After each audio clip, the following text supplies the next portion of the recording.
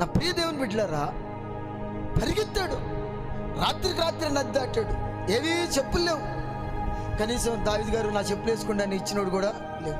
కారణం వాళ్ళకు కూడా చెప్పులు లేవేమో. అంటే తొందరపాటు ఎంత కలిగిందో అర్థం చేసుకోండి.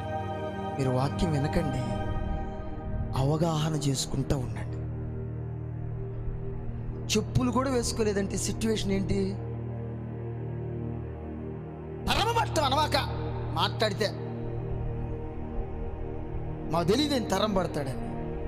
అసలు అంత తొందరపాటు మామూలు తొందరపాటు కాదు అది. ఒక వ్యక్తి చెప్పులు మర్చిపోయాడంటే ఎప్పుడు ఇక మీదకొచ్చేసింది ఇక అది.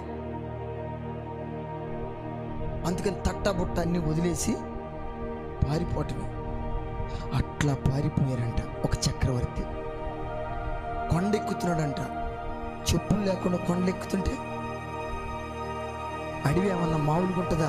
ఆ రండి మీకోసం రాజమార్గం వేసానని. ముళ్ళుంటాయి, రాళ్ళుంటాయి, గుబురు చెట్లుంటాయి. అందులో కొండ కదా, ఎగబాకాలి. గుహలు ఎక్కడుంటాయి చూసుకోవాలి, అక్కడ దాక్కోవాలి. చెప్పులు లేకుండా ఎక్కాడంట. ఇంత దుఃఖకరమైన పరిస్థితుల్లో దేవా నువ్వే నా దేవుడు అంటాడు.